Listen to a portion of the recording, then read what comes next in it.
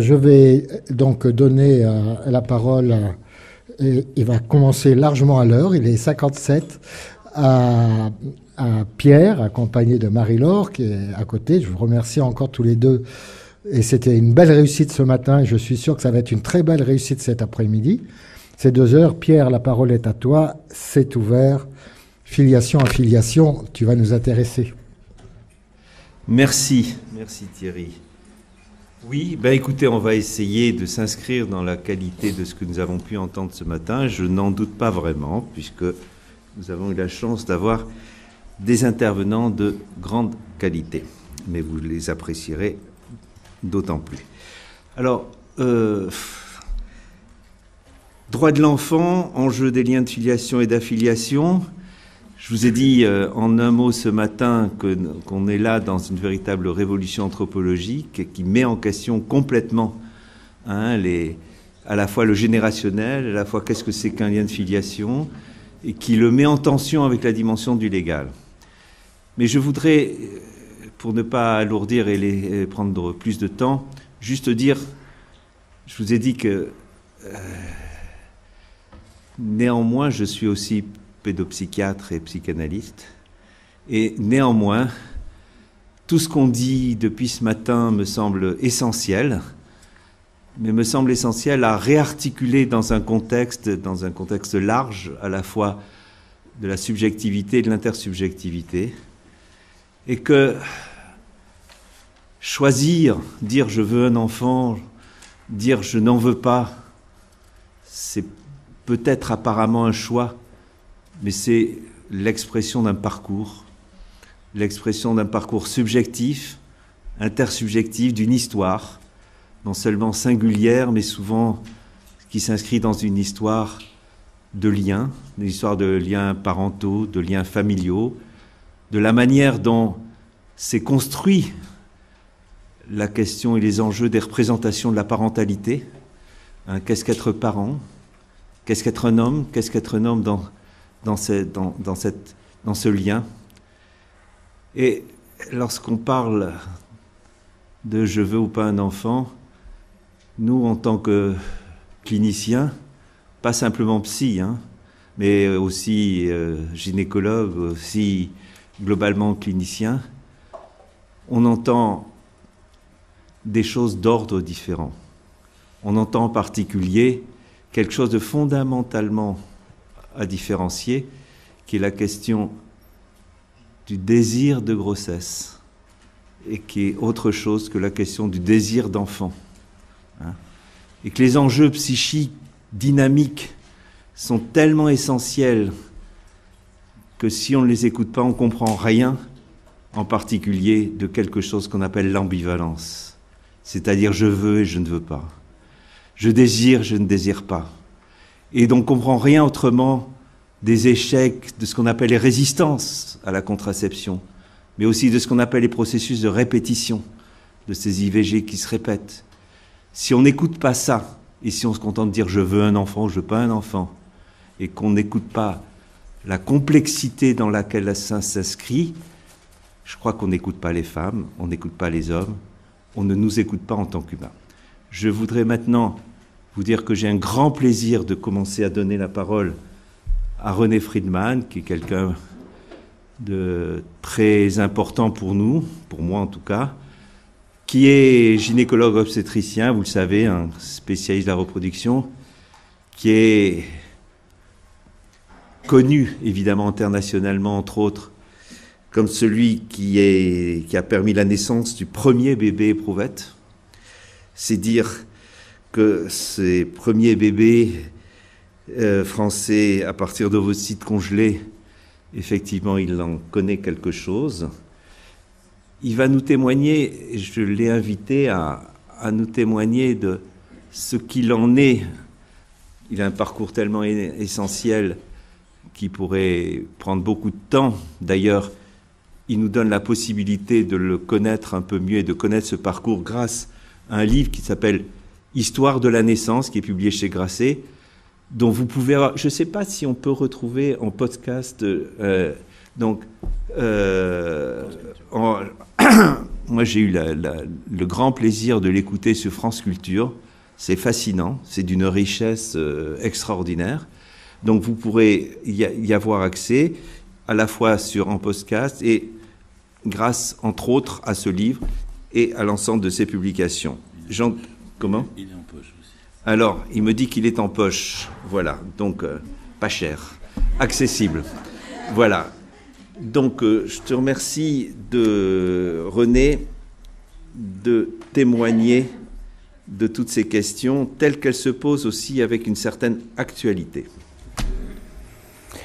Merci de cette invitation et merci de ces discussions, parce que le mystère reste entier sur toutes ces questions qui ont été posées, même si nous avançons pas à pas. Alors aujourd'hui, un enfant pourrait naître, ou peut naître, ou est né, avec 4 mères et 2 pères. La première mère, entre guillemets, c'est celle qui pourrait donner son ovule avec son noyau, avec l'ADN. La deuxième mère pourrait donner également son ovule, mais pour que l'on puise dans cet ovule des mitochondries qui sont dans le cytoplasme qui entoure le noyau pour booster le premier. La troisième, elle pourrait être différente, elle pourrait porter l'enfant pendant les 9 mois, il suffit de faire le transfert, et enfin une quatrième qui pourrait élever cet enfant. Le père peut être un donneur, comme vous le savez, peut-être également le père qui va élever l'enfant. Donc cette réalité nous interroge bien sûr sur l'état physique, biologique, la possibilité de ces filiations qui sont modérées, qui sont modulées, et ça va bien sûr toucher les lois de bioéthique et le droit. Et puis, d'un autre côté, il y a le rêve, la mythologie, et puis il y a les cauchemars. Alors, la mythologie, c'est quand même toutes ces naissances extraordinaires. N'oublions pas que la fécondation in vitro, dans les années 78 et 82 pour la France, a été une véritable transgression. Pour la première fois, la conception se faisait à l'extérieur de l'organisme féminin. C'est la première fois, sauf dans la mythologie. Parce que si on regarde la mythologie, alors je vais passer rapidement, ça mériterait, on pourrait s'étendre, c'est passionnant, mais Zeus a donné naissance à Athéna et à Dionysos à partir de sa cuisse pour Dionysos et à partir de sa tête pour Athéna. Hanuman, qui est le roi des singes en Inde, est né avec un éléphant. Non, lui, il est né avec le souffle divin qui pénétrait par l'oreille de sa mère. Et puis Bouddha est né avec la pénétration d'un éléphant blanc en 6 défenses, et tout de suite après la naissance venue. Alors, ce sont des naissances qui sont extrasexuelles, comme la fécondation in vitro.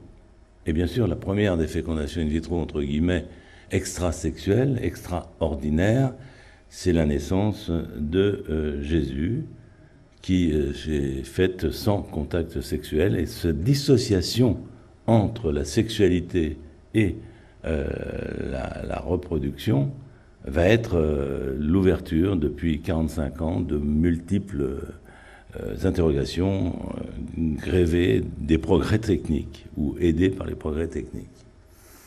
Vous savez que une sage-femme avait mis en doute la réalité de vierge tu étais, vierge tu es et vierge tu seras après l'accouchement. Donc elle a été, Salomé elle s'appelait, cette sage-femme a été l'examiner et sa main a brûlé parce qu'elle osait mettre en doute le dogme.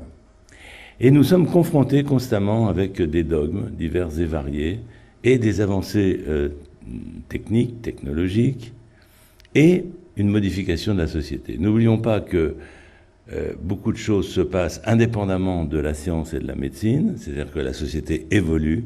Les femmes ont un désir d'enfant beaucoup plus tardif quand elles ont un désir d'enfant. J'ai bien entendu ce matin les interventions sur le non-désir d'enfant, mais à un moment donné, on peut constater qu'on est devant une espèce d'extrémité. D'un côté, il y a effectivement de plus en plus reconnu et de moins en moins ostracisé, encore que, des femmes qui annoncent et perpétuent d'annoncer qu'elles ne souhaitent pas d'enfants. Et elles ont une place, bien sûr, dans notre société démocratique. Elles ne sont pas à être condamnées d'une quelconque façon. Et de l'autre côté, nous avons une autre extrémité qui est celle qui veut un enfant à tout prix, dans toutes circonstances, et dans des circonstances parfois paradoxales, qui posent des problèmes éthiques, d'où les lois sur lesquelles nous allons revenir. Donc c'est un peu cet élargissement du spectre, de non à oui, oui. Non. Alors, pour donner quelques exemples, vous savez que la personne la plus âgée qui a accouché d'un enfant, c'est 74 ans. En Inde, 72, 74, ils sont assez au fait de cela. Bien sûr par le don d'ovocytes, mais l'accouchement a lieu quand même d'une femme. Et puis là, vous avez vu récemment cette actrice, je dirais, espagnole, qui a fait faire un enfant porté par GPA à partir du sperme de son fils. Donc elle va être la grand-mère et la mère de cet enfant. Nous avons donc des extrêmes, des extrémités, et là-dedans, il nous faut naviguer et retrouver, je dirais, donner du sens, qui n'est pas simple. Parce que un autre thème qui a été abordé ce matin et qui m'a beaucoup plu, c'est celui de la demande aux médecins. Vous avez constaté que, bien sûr, tout cela, tout ce mouvement passe quand même par une action médicale. S'il n'y avait pas d'action médicale, finalement, ça serait différent. Mais ça passe par une action médicale. Et le médecin se trouve coincé entre l'image paternaliste, je prends la décision pour, comme cela était, ou bien je n'ai rien à dire, on appuie sur le bouton, j'effectue, point à la ligne. Et entre les deux, il y a peut-être la médecine moderne, contemporaine, éthique à développer, ce qui n'est pas simple. Parce qu'il faut éviter de tomber ou d'être dans l'un comme dans l'autre. Il faut accompagner. Accompagner, c'est par exemple ce matin sur les ligatures de trompe, pas forcément répondre illico presto à la demande de ligature de trompe, d'une femme jeune, j'entends, sans lui expliquer la réversibilité éventuelle, sans lui avertir les conséquences, sans lui expliquer différentes choses, mais aussi c'est d'entendre et de voir si cette demande qui n'est pas une urgence, finalement, persiste, peut-être de l'accompagner positivement. Donc c'est du cas par cas, c'est peut-être de la réflexion avec quelques principes qui restent pour moi en tous les cas des principes fondamentaux. Et puis pour un peu imager cet esprit de mystère, rappelez-vous les débats qu'il y a eu au comité consultatif d'éthique dans les années 85-90 sur qu'est-ce qu'un embryon humain. Et finalement, de cette conception profonde dont on ne revient plus tellement dans les discussions, à partir du moment où le Comité national d'éthique a déterminé que c'était une personne potentielle, qui est un peu l'entre-deux, entre ceux qui voyaient déjà une personne intouchable et ceux qui voyaient un amas de cellules. Pourtant, vous reviendrez sur toutes les avancées technologiques, sur aussi bien l'IVG, la contraception, la conception de l'embryon. Ce que l'on voit lorsqu'on parle d'un embryon, c'est quand même quelque chose de fondamental. Et ça nous renvoie à une analyse philosophique de qu'est-ce que la personne humaine. Non pas que ce ne soit pas des cellules humaines, bien entendu, mais la personne. Quand se forme la personne? Alors déjà, il y a ceux qui croient en l'âme, ceux qui n'y croient pas. Oui, ça revient, ça remonte à loin dans les profondeurs. Et puis il y a eu un débat qui a été permanent.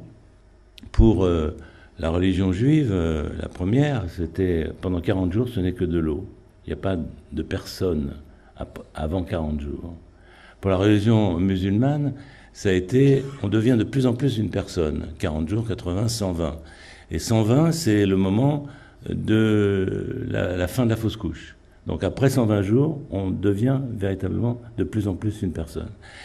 Pour la religion catholique, on ne va pas les prendre toutes, mais celle-là est importante, il y a eu des débats. C'était l'animation différée, c'est-à-dire après le rapport sexuel, l'âme vient après, ou bien elle vient pendant. Peut-on mélanger un acte divin à un acte sexuel relativement bestial, entre guillemets? Et il y a eu des divergences chez les catholiques eux-mêmes, puisque saint Thomas d'Aquin, au XIIIe siècle, parlait d'une animation différée 40 jours pour les garçons, 80 jours pour les filles. Donc, les discussions tournent toujours autour de ces thèmes fondamentaux. Entre-temps, qu'est-ce qui s'est passé? Il s'est passé qu'il y a eu, comme je le disais, la fécondation in vitro, qui a été une véritable transgression. 78, après, il a commencé en 65, Bob Edwards. J'ai été le voir dans son laboratoire pour démarrer les choses ici. Et il a commencé en 65, il a mis 13 ans avant la naissance de Louise Braun. Et maintenant, vous le savez, il y a des centaines de milliers d'enfants. À l'époque, la situation était relativement simple, dans la mesure où la demande était très médicale. Il s'agissait de femmes. On ne parlait pas de stérilité masculine à l'époque. C'était des femmes qui avaient des trompes qui étaient bouchées, qui étaient altérées. Il ne pouvait pas y avoir la rencontre entre le spermatozoïde et l'ovule, à l'intérieur de la trompe. Donc, l'idée de le développer à l'extérieur. Voilà.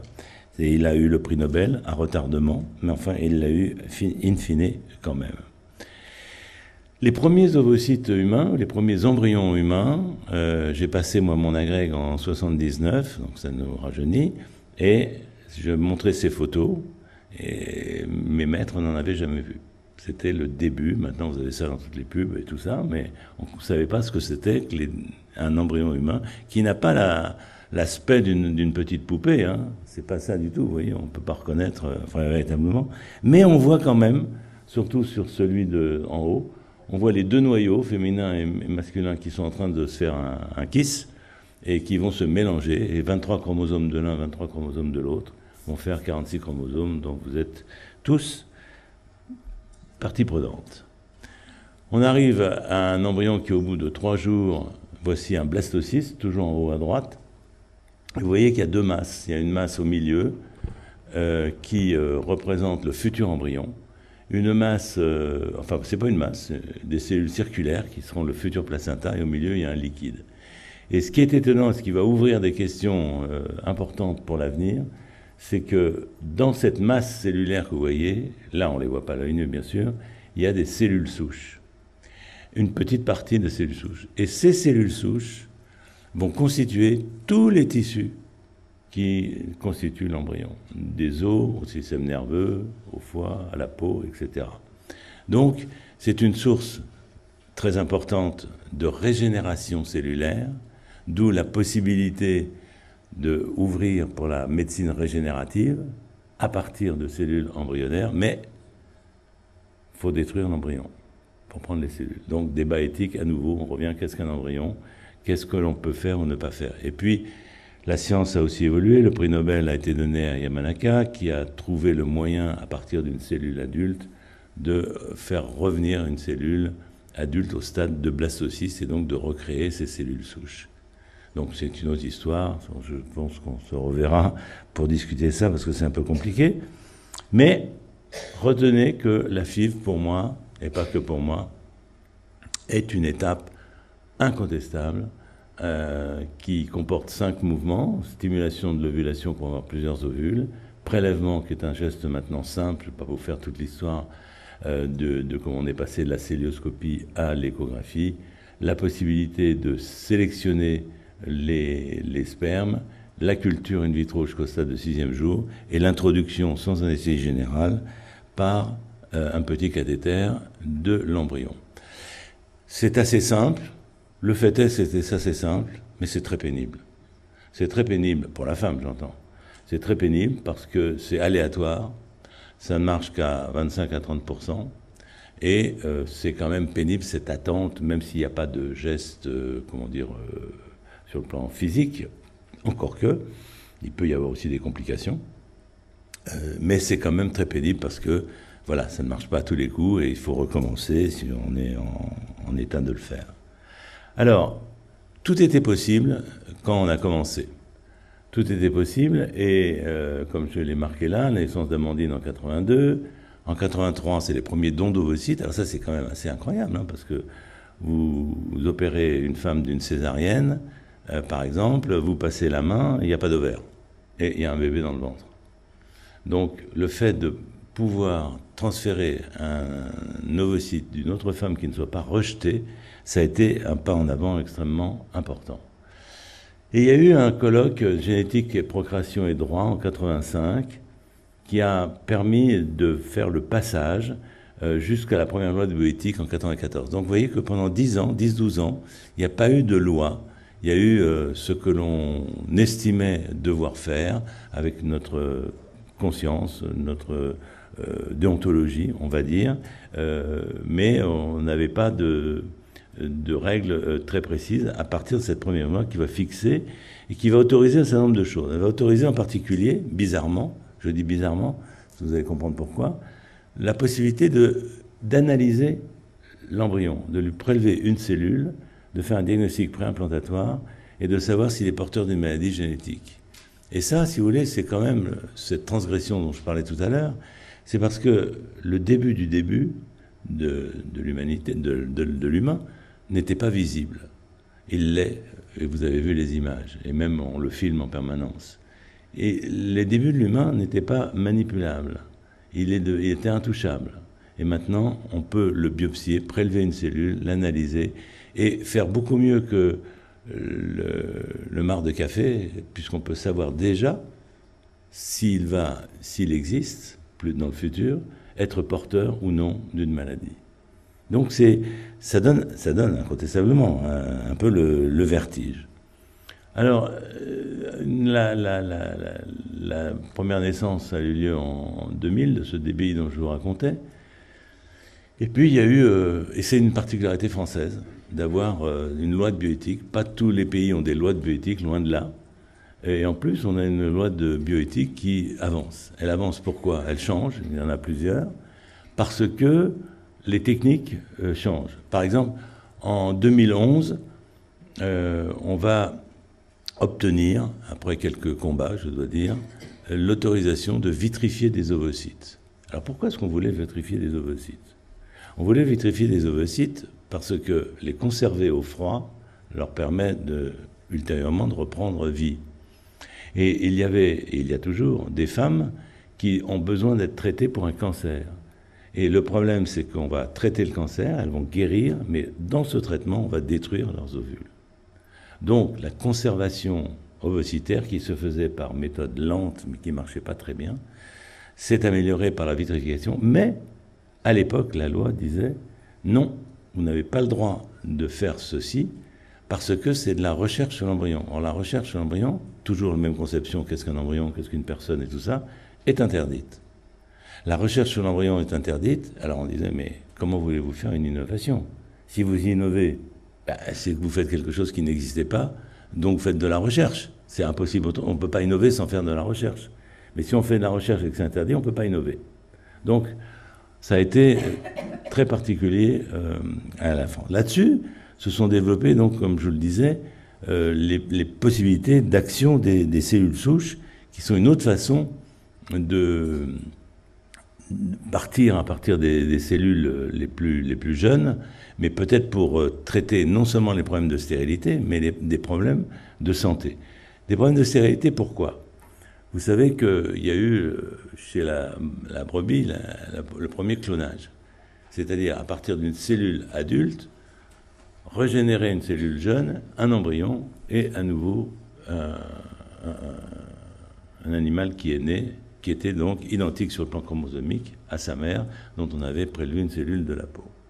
Donc le problème du clonage va aussi effrayer un peu tout le monde, c'est parce qu'il y a une possibilité de créer des humains, il y aurait des humains de façon répétitive et similaire, et on s'imagine ce que ça pourrait être, surtout actuellement, dans certains coins de la Terre. Donc, on voit qu'on ouvre la possibilité de traiter médicalement, la possibilité de traiter avec le don d'ovocytes, la possibilité de traiter avec la conservation ovocytaire. Bien sûr, la conservation de sperme est déjà maîtrisée depuis des années.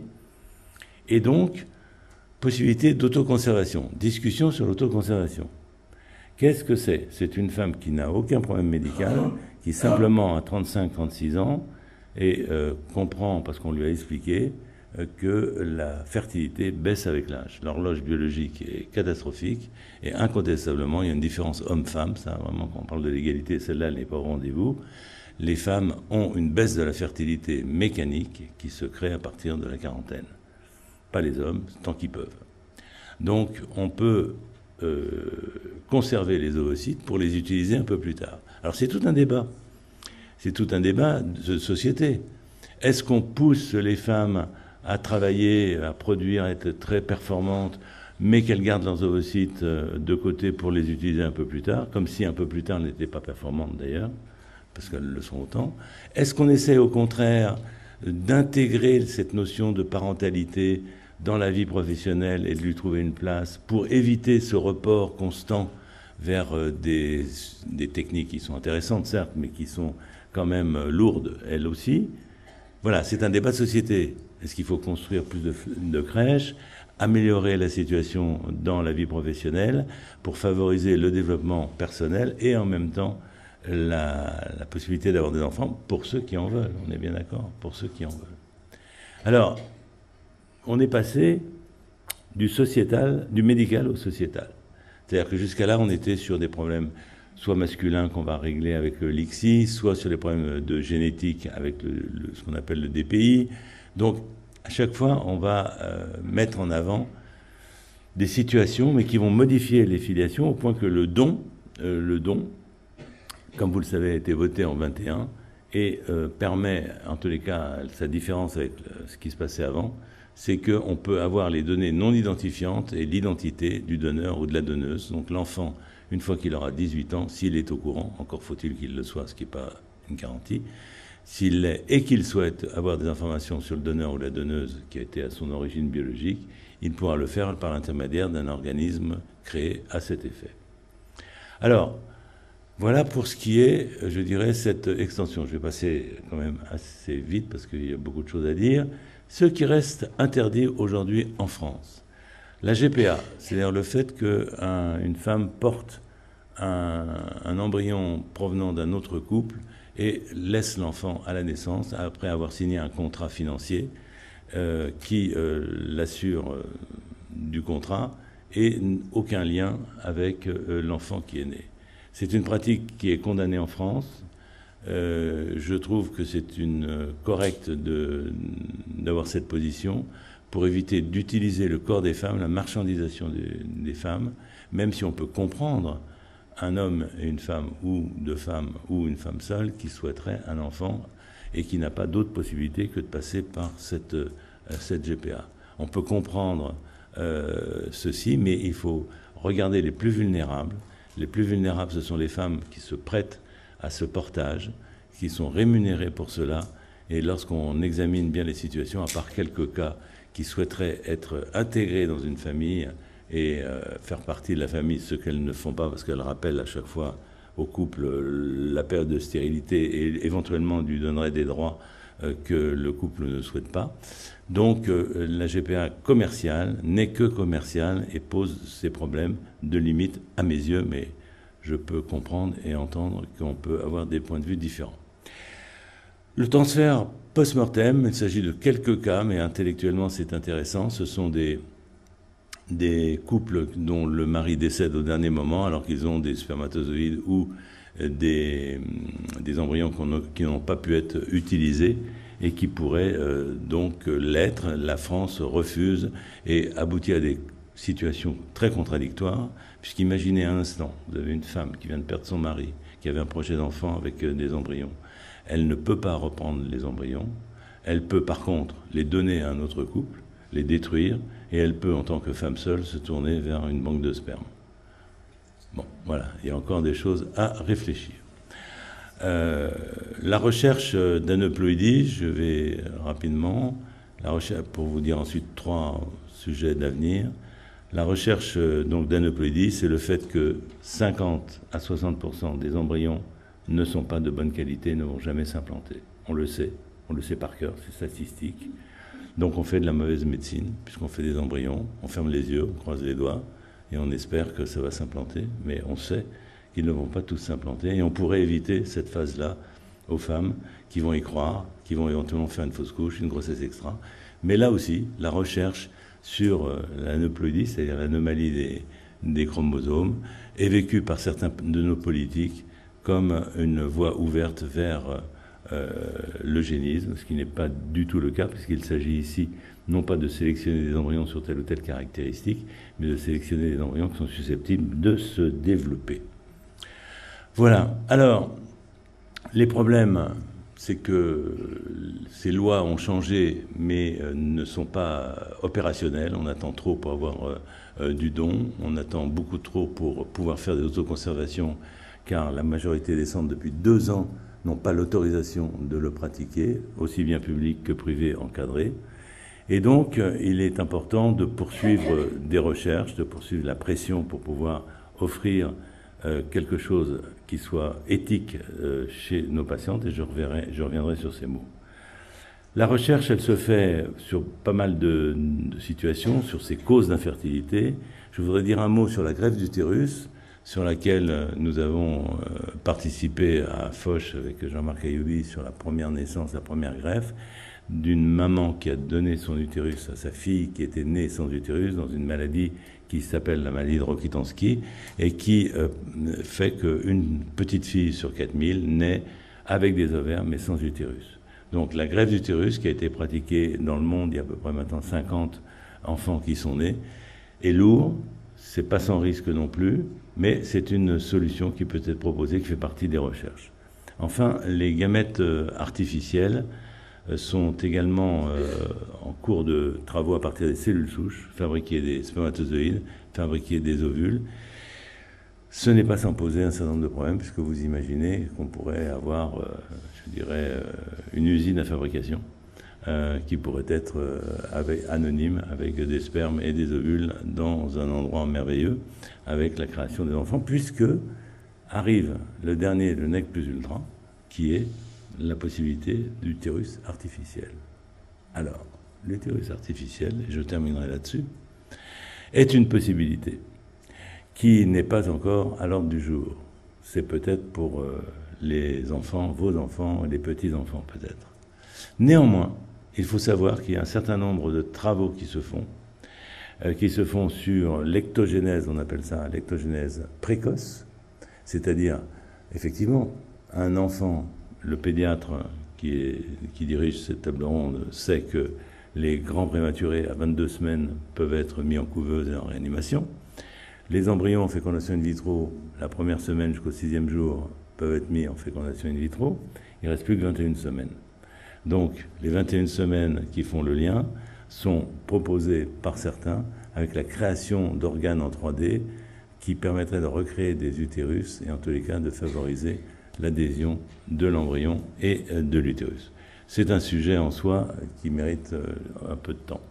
La deuxième ectogénèse, c'est l'ectogénèse tardive, qui arrive à 18 semaines, c'est avec une grossesse de 41 semaines, la viabilité c'est 22, et donc de 18 à 22, pas de solution. L'enfant qui naît ne peut pas respirer, il va donc décéder car il est en dessous de toute possibilité thérapeutique. Eh bien, on est en train de travailler dans certains centres, il y a à peu près 13 centres qui travaillent dessus, sur des biobags, c'est-à-dire des utérus en plastique, dans lesquels il y a de l'eau et une circulation extracorporelle qui font que, en tous les cas, jusqu'à présent, des animaux, comme les agneaux et autres animaux, ont survécu ou survivent pendant un temps, en tous les cas, dans ce système de circulation extracorporelle pour donner une chance à des enfants qui naissent beaucoup trop prématurément pour que même la réanimation puisse être faite. Donc vous voyez qu'on ouvre là des portes assez larges, mais on se pose toujours dans cette annonce de la grossesse qui a été traitée depuis des siècles, avec y a-t-il des limites à tout cela? Alors, un peu en résumé, puis on pourra peut-être reprendre la discussion. Je vois effectivement dans tout ce que l'on fait, tout ce qu'on est capable de faire, le premier principe, c'est tout ce qui est possible n'est pas forcément souhaitable. La deuxième chose, c'est toujours de poser le sens de quels sont les objectifs que l'on peut avoir, et est-ce qu'il y a quelqu'un dans tout ce parcours, que ce soit celle qui va porter, celle qui va donner, celui qui va accompagner, ou d'autres qui vont donner des prélèvements, est-ce qu'il y a quelqu'un qui est vulnérabilisé? C'est-à-dire, est-ce qu'il y a quelqu'un dont le corps ou les produits du corps vont être commercialisés et qui va être en fin de compte aliéné ou exploité. C'est ça la règle. C'est difficile parce qu'on a toujours... C'est comme si on demandait, par exemple pour la GPA, si vous demandiez à des propriétaires terriens au moment de la fin de l'esclavage, est-ce que vous voulez la fin de l'esclavage ou le maintien de l'esclavage? Le point de vue des propriétaires terriens et celui des esclaves ne sera pas le même, comme vous le savez. Donc moi je me tourne plutôt vers les plus vulnérables, celles qui ont un risque fort d'être utilisées au profit d'une demande qui peut se comprendre, mais qui n'est pas un blanc-seing pour un enfant à tout prix. Merci de votre attention.